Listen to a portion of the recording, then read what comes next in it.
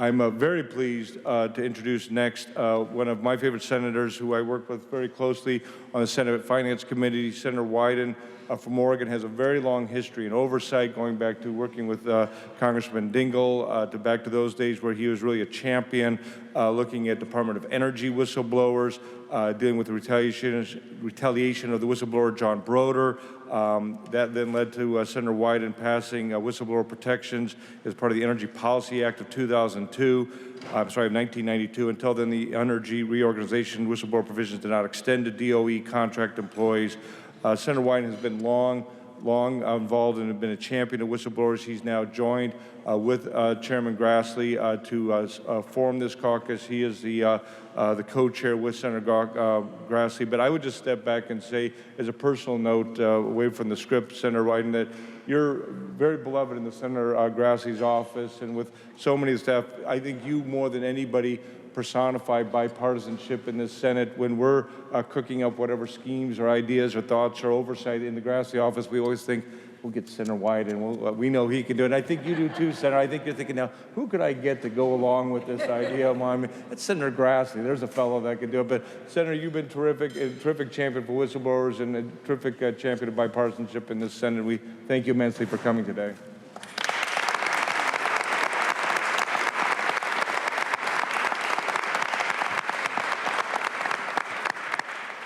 What an inflationary introduction. Dean said you all were hoping I'd talk for an hour or so.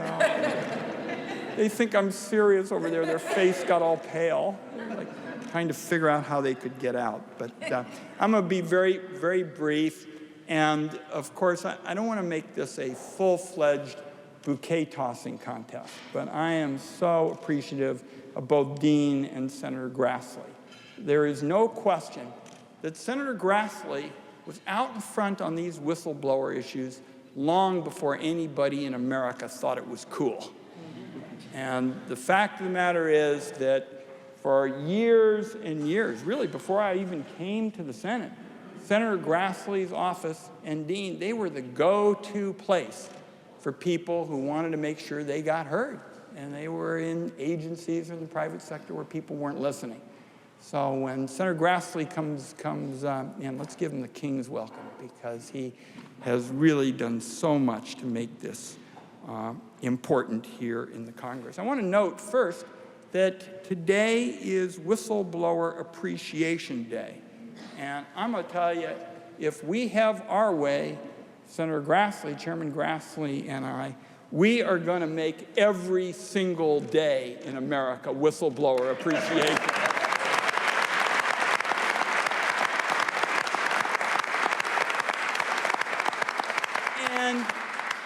It really shouldn't just be once a year, because I think we've got a lot more to do to make sure that all Americans understand how important your work is and how important the work of whistleblowers is. And in particular, I think our challenge is to make sure people understand how difficult it is in so many of these environments to stand up and to speak out. Whether it is in the private sector or in government, Republican administrations or Democratic administrations, I think it would be fair to say whistleblowing has a tough time getting a wholehearted embrace by management. In my time in public office, I can't remember the times when an agency official or a corporate executive said to me, "Senator, I just want you to know we love all those whistleblowers. I sure wish we had a lot more of them." Now, maybe I've just kind of been a little bit off the beaten path, but I don't remember a lot of those kinds of occasions. Now, my view is that in an ideal world, you wouldn't have a great need for whistleblowers. When a crisis popped up, when things went wrong, there would be open disclosure. People would talk truth to power, and there would be a plan of action. You wouldn't see stuff get swept up under the rug.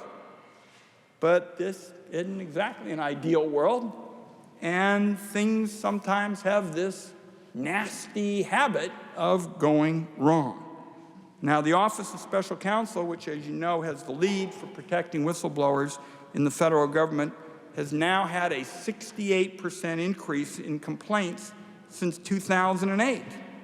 Awful lot of them from the Veterans Administration. Last year alone, more than 1,500 cases from the VA, some of them from VA employees in my home state. The Department of Labor, they respond to whistleblower retaliation in the private sector. They've seen an increase of 40% over the same general time frame. I will tell you, I'm particularly concerned about the hostility and retaliation toward whistleblowers at the Hanford Nuclear Reservation, which is in the southeast corner of Washington state. It's hugely important to my constituents because that facility adjoins the Columbia River, which is our lifeblood. There are 56 million gallons of high-level waste being stored in leaky underground tanks there, and they pose a pretty big danger to the environment and the people of my home region. Despite a lot of talk and billions of dollars spent, not a gallon of waste has been treated, and the tanks are really no safer. Whistleblowers, people who are employed at these contractors, have been intimidated, and they've been fired. It's had a chilling effect on the employees at the Hanford site. And that ought to be of consequence to everyone. So what I have done is I have put a hold on the nominee to the Assistant Secretary for Environmental Management until there is action taken at the Department of Energy to protect whistleblowers. And that is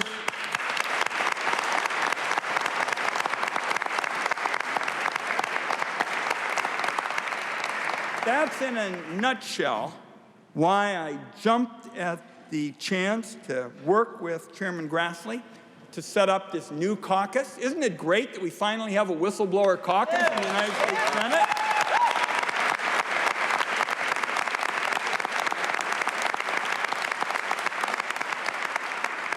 I am honored to be Chairman Grassley's co-chair, and the bottom line is we got a lot of work to do.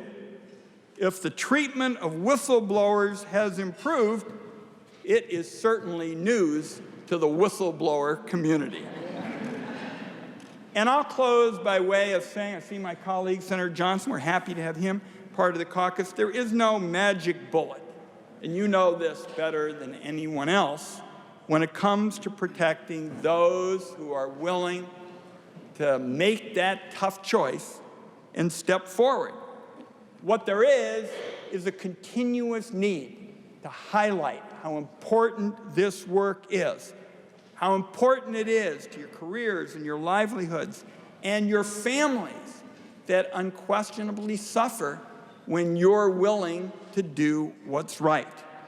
So in our caucus, this new caucus, we want you to know that those of us who truly appreciate whistleblowers and what you do to make our country a better place, you have a solemn pledge for all of us.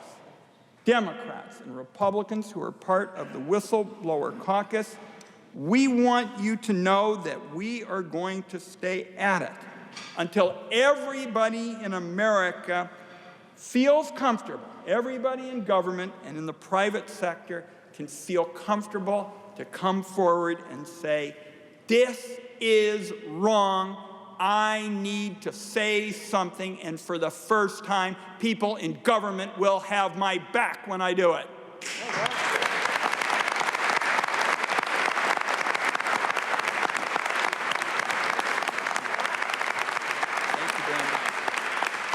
Thank you.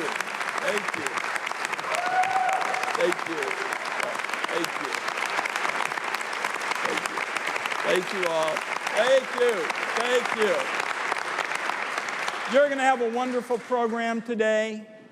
Dean, I think, is one of the honchos, Senator Johnson. We're waiting for our leader, Chairman Grassley. I apologize because we're going off to deal with cybersecurity, where there are some real questions about people being able to come forward as well there. But I'll just close by way of saying I think the work you're doing is about as important as it gets, and you have friends on both sides of the aisle in the United States Congress. Thanks for having me.